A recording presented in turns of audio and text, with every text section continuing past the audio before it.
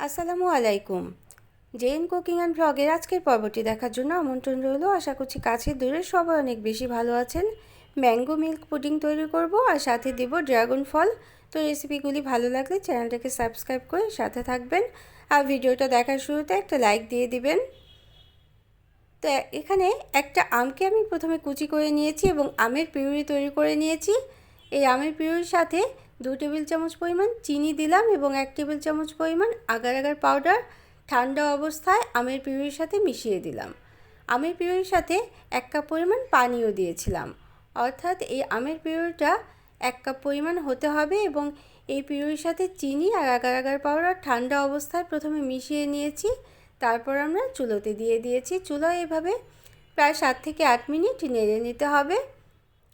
রেশিওটা কিন্তু অবশ্যই মনে রাখতে হবে, 1 কাপ আমের পিউরির সাথে 1 টেবিল চামচ পরিমাণ আগার আগার পাউডার। তো আমরা একটা প্লেটে সেট করে নিলাম। এটা রুম টেম্পারেচারে কিছুক্ষণ রেখে আমরা ফ্রিজের নর্মাল পোর্শনে রেখে দেব সেট হওয়ার জন্য। এখন দুধের যে প্রিপারেশনটা সেটা করে নেব। এখানে ঘন করা 2 কাপ দুধ নিয়েছি। 2 কাপ দুধকে আমি জাল করে কিছুক্ষণ ঘন করে নিয়েছিলাম। তার সাথে আধা কাপ পরিমাণ গুঁড়ো দুধ দিব এবং 2 টেবিল চামচ পরিমাণ চিনি দিয়ে দিলাম। তো এখানেও 1 টেবিল চামচ পরিমাণ আগার আগার পাউডার দিয়ে দিলাম। এই আগার আগার পাউডারটাও দুধের সাথে ঠান্ডা অবস্থায় একটা হ্যান্ড হুইস্ক দিয়ে ভালোভাবে মিশিয়ে নিতে হবে। তারপর আমরা এই দুধটাও দিয়ে দিলাম, গুঁড়ো দুধ দিলাম। এখানে আধা কাপ পরিমাণ গুঁড়ো দুধ দিয়ে দিয়েছি আর চিনি দিয়েছিলাম 2 টেবিল চামচ। তো এভাবে ঠান্ডা অবস্থায় প্রথমে মিশিয়ে নিতে হবে।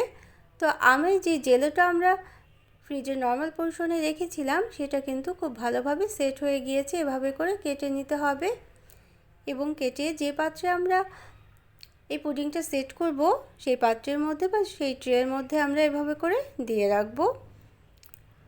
এভাবে করে সেট করে দেওয়ার পর আমরা এখন যে দুধটা মিশ্রণটা তৈরি করলাম সেটা আমরা জাল করতে চলে যাব চুলোতে 7 থেকে 8 মিনিট এভাবে করে নেড়ে কিছুটা ঘন হয়ে আসলে নামিয়ে নিতে হবে।